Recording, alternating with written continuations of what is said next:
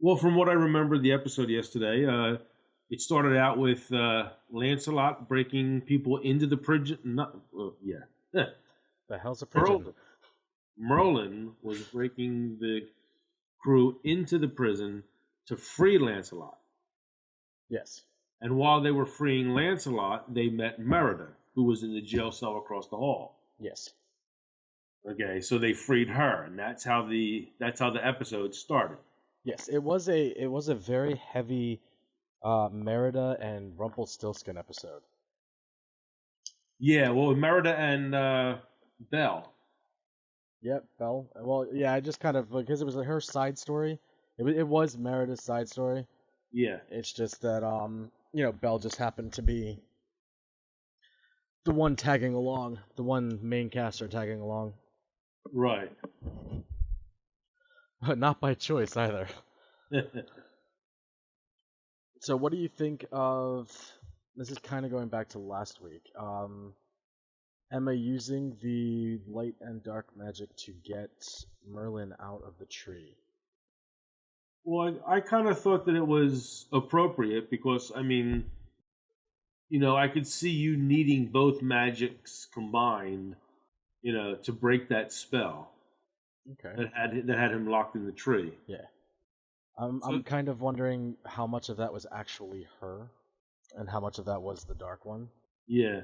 So I'm interested. I'm interested to see where they're going to go with that. Then it led to, well, obviously Rumple being kidnapped. Yes. And Merida trying to make him into a hero. Right. This episode focused more on the fact that he broke Chip. Yeah, he broke the little teacup. Yeah. To undo the bindings. And then it was really good when he actually got out and ended up in the library. Right. Yeah. And you had Belle sitting there as the elevator from where they were keeping Maleficent was opening. Yeah. And then he comes out and breaks down. And I really can't give this actor enough credit because he has done an amazing job pulling off Rumpelstiltskin. Yeah, yeah. Like, I mean, you genuinely feel for him, whereas like some of the other characters in the show, you don't really care too much about. It's Robert Carlyle. Yeah, is the name. Yeah, I like. He's able to play that range very well. Yeah. And then later on in the episode, after he gets out, you have Merida chasing them down at Gold's shop. And once that's all done, you go to, what did you think of Arthur in this episode? Oh, yeah, when he threw the mushroom into the fire instead of throwing it into the pot. Yeah. Yeah. Yeah, I wonder what, because I thought that solved the problem of him doing things for the wrong reason. Where? Because, like, was it the last episode or the episode before that? He had the guy take the fall and then kill himself? Yeah, he walked into the jail cell. It was just him and the guy that was arrested, and they handed him the. Oh right, yeah, okay, yeah, in Storybrooke. Yes. Talking about how he was going to rebuild Camelot in Storybrooke. Right. Yeah. And then this one, he talks them into leaving the room, and then just doesn't even attempt nothing. Just throws the toadstool right into the fire.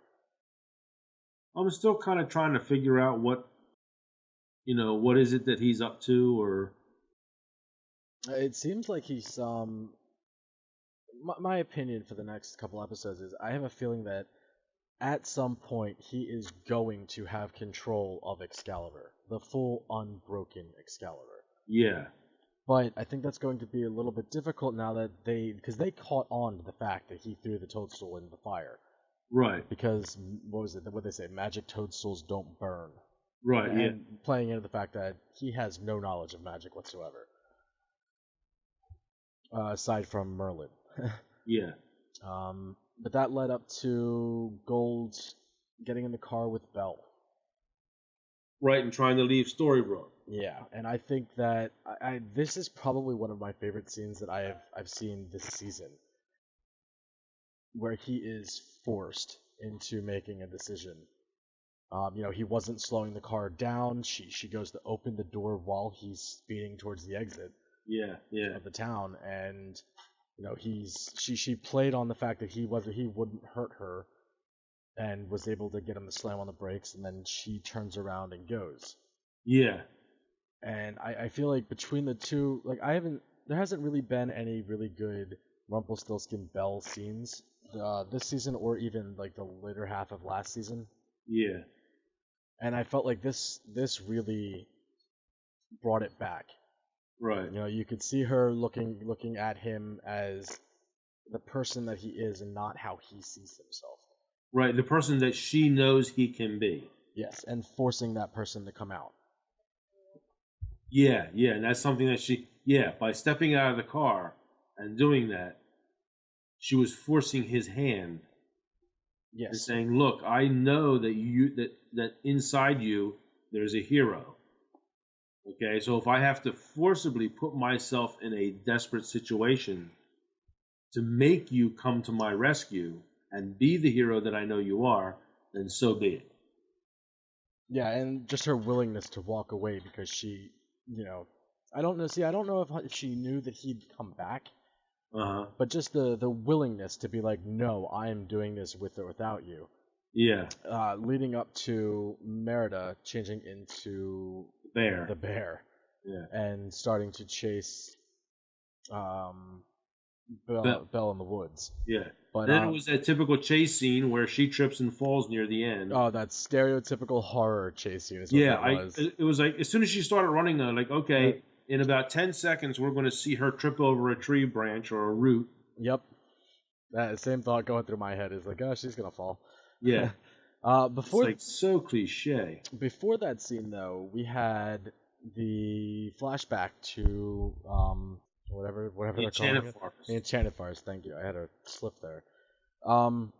Where you had Merida being forced again by Belle to do the right thing the right way and saving her brothers. Right, yeah, giving her water instead of the potion that turns her into a bear. Yes, forcing her hand again. Yeah. And it's like Belle did this twice, like back to back.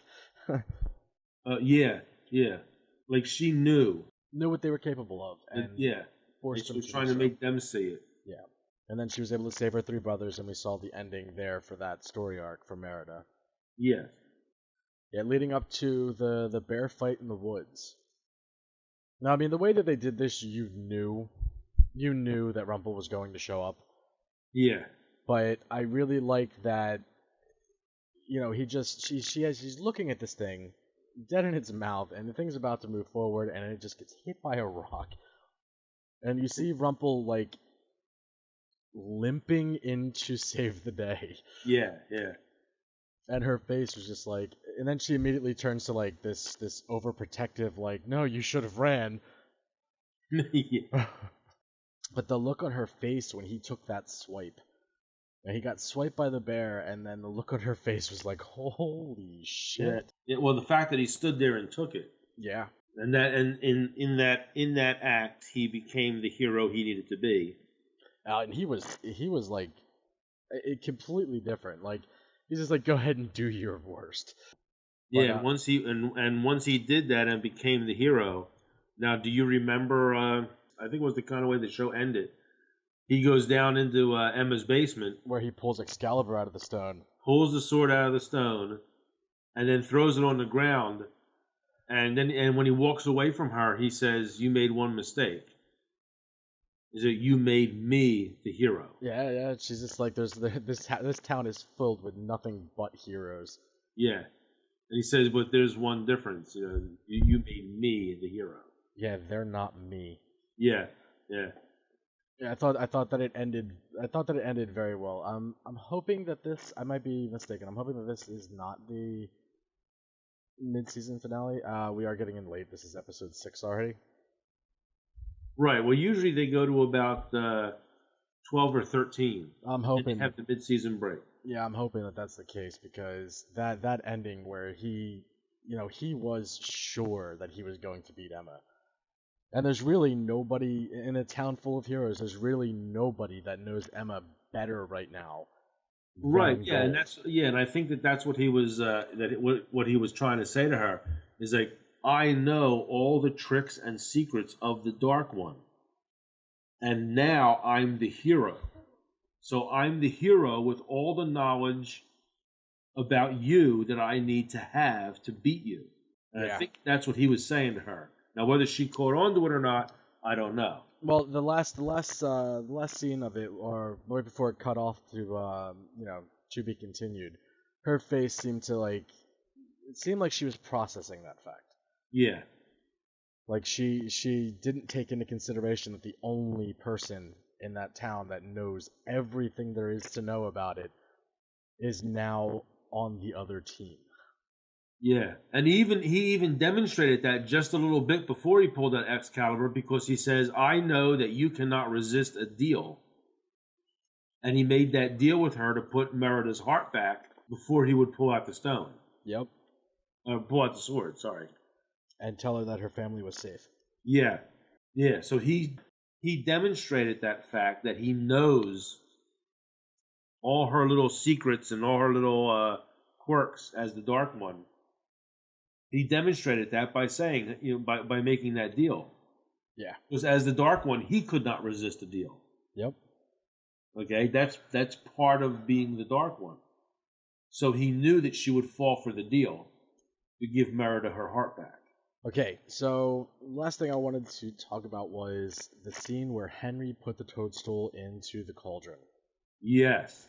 Yeah, as a matter of fact, when they first said that only someone who was chosen by Merlin can use that mushroom, both Arthur and Henry popped into my head.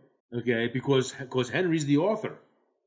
Yep. He inherited that role From the Sorcerer's Apprentice. from the Sorcerer's Apprentice, who, and by extension, it would be Merlin. Yep. Merlin, through the Apprentice, chose him. Okay, so yeah, so both of those names popped into my head, but I kind of knew they were going to go with Arthur first, because he's the one that got all the prophecies from Merlin. Yeah. And they have no reason to suspect him to be dishonest, because as of right now, with their memories wiped, they don't remember what happened over in Right. Camelot. So but now they're beginning to suspect because they saw that he threw it into the fire and never put it in the cauldron. Yeah. Yeah, and then when Henry did and Merlin appeared, he started talking, but then all of a sudden you heard what sounded like a ruckus behind him, as if he was making a recording and somebody was coming to interfere with that. Yeah, did we just get Merlin's voicemail? Yeah. and that's exactly what he said, that the Dark One found me already, and then cuts away. Right. Yeah.